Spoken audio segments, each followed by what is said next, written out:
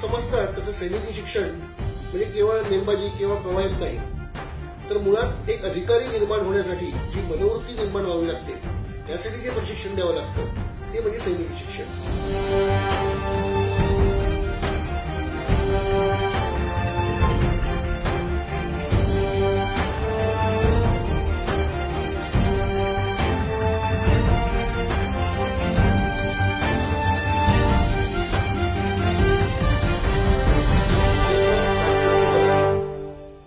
प्रत्येक भारतीय तरुणाने सैनिकी शिक्षण घेतलंच पाहिजे असं स्वातंत्र्यवीर सावरकर यांचं मत होतं.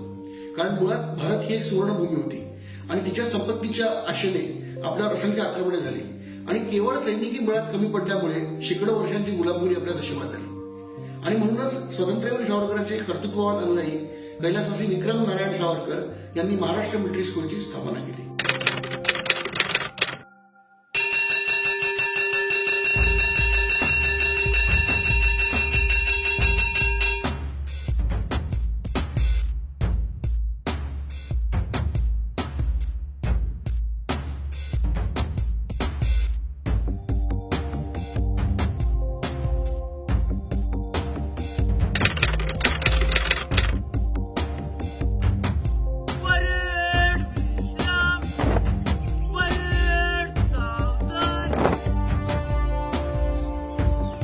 लोक समजतात तसं सैनिकी शिक्षण म्हणजे केवळ नेमबाजी किंवा कवायत नाही, तर मुळात एक अधिकारी निर्माण होण्यासाठी जी मनोवृत्ती निर्माण व्हावी लागते यासाठी जे प्रशिक्षण द्यावं लागतं ते म्हणजे सैनिकी शिक्षण.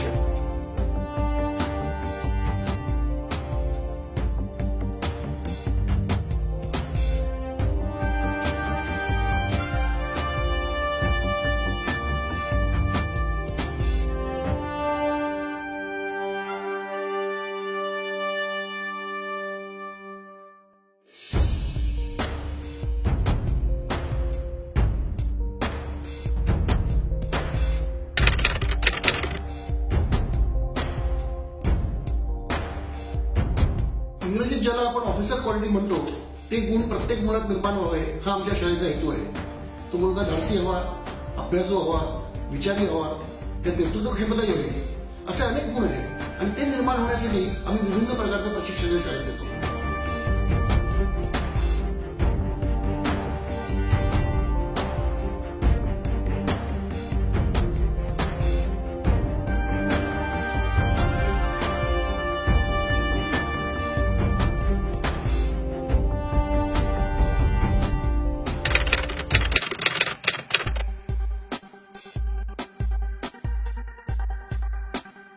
साधारणतः 3 स्तरावर येणाऱ्या विद्यार्थ्याचं या ठिकाणी टीचिंग होतं. आमच्याकडे क्लासरूम टीचिंग जे परंपरागत शिक्षण पद्धतीप्रमाणे आहे त्याप्रमाणे क्लासरूम टीचिंग होतं. त्याचप्रमाणे डिजिटल अभ्यासक्रम या ठिकाणी सुरू केला आहे.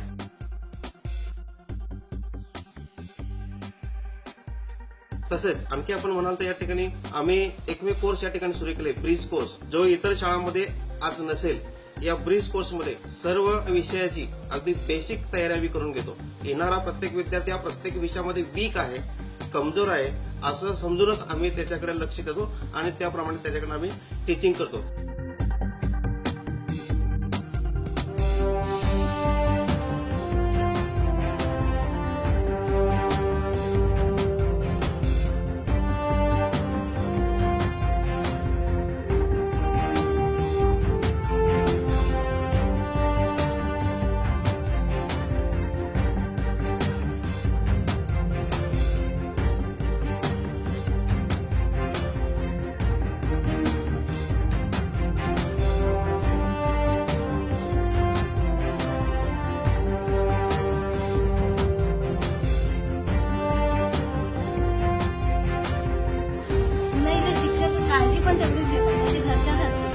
आजारी होता तेव्हा सर्वांनी एवढी चांगली काळजी घेतली त्याची.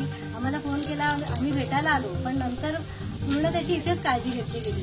10 दिवसांनी आलो तर तो पूर्ण खरखरीत बरा झालेला होता. अगदी घरच्यासारखं सांभाळून घेतो. म्हणजे एक ही कुटुंबच वाटतंय मला ही शाळा म्हणजे.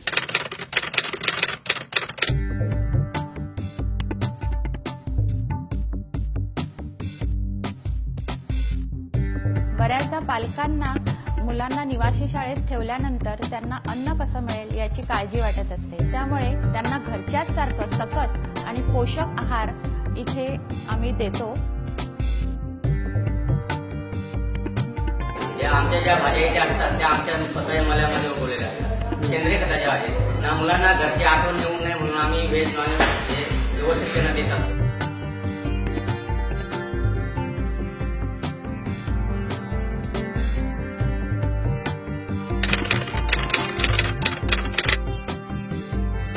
ते लोक विचारतात तुम्ही हॉस्टेलला टाकलं का? मी सांगितलं हॉस्टेलला नाही, मी महाराष्ट्र मिलिटरी स्कूलला टाकलं. कारण महाराष्ट्र मिलिटरी स्कूल एक निसर्गाच्या सानिध्यात आणि शिस्तीने शिकणारी शाळा आहे. सैनिकी शिक्षण घेतलं म्हणजे सैन्यात गेलंच पाहिजे असं नाही. सैन्यात गेला तर उत्तमच, परंतु नाही तर आजच्या स्पर्धेच्या काळात हे सैनिकी शिक्षण प्रत्येक क्षेत्रात तुम्हाला पुढे जाण्यासाठी मदत करतं.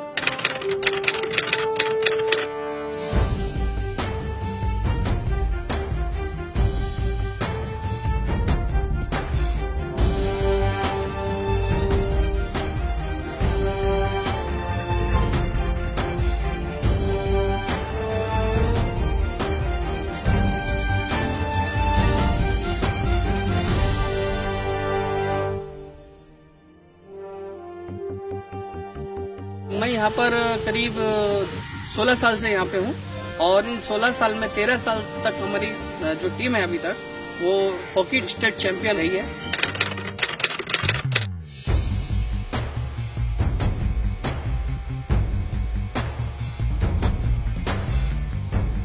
कम से कम 200 बच्चे जो है नेशनल खेल चुके हैं, जिन्होंने महाराष्ट्र का प्रतिनिधित्व किया, नेशनल में कैप्टन भी रहे हैं. और इस साल भी हमारी टीम जो है 3 बार स्टेट जाकर आई है.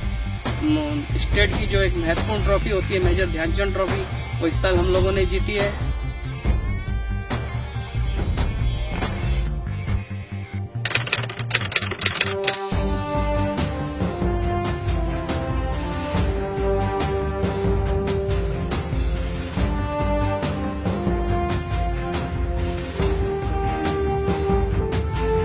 मुलांची शारीरिक आणि मानसिक वाढ साधारण 14-15 वर्षापर्यंत पूर्ण होते आणि म्हणून पालकांनी केवळ अभ्यासावर लक्ष न देता, पुस्तकी अभ्यासावर लक्ष न देता त्याची सर्वांगीण वाढ कशी होईल याच्याकडे लक्ष दिलं पाहिजे.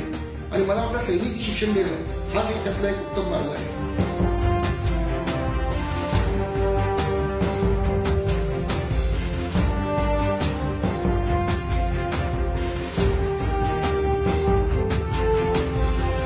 प्रत्येक वर्षी महाराष्ट्र मिलिटरी स्कूल ॲडव्हेंचर कॅम्पचं आयोजन करत असतं. हा ॲडव्हेंचर कॅम्प शाळेपासून 9 किलोमीटर अंतरावरती असलेल्या चासोडा जंगल कॅम्प येथे चालतो.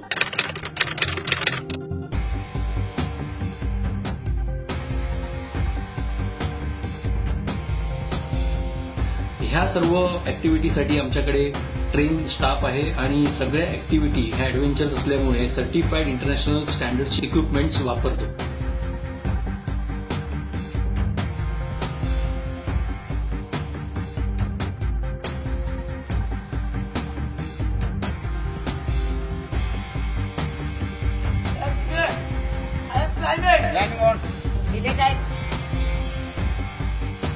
या कॅम्पमध्ये बेसिकली आम्ही माउंटेनस ऍक्टिव्हिटी म्हणजे रॉक क्लाइम्बिंग, ह्या रॉक क्लाइम्बिंगमध्ये स्मॉल बोल्डरिंग पासून ते लॉंग रॉक फेस हा कसा क्लाइम्ब करतो ह्याचं बेसिक ट्रेनिंग दिलं. त्याचबरोबर रॅपलिंग, जुमारिंग, व्हॅली क्रॉसिंग आणि रेस्क्यू ऑपरेशन्स शिकवले जातात.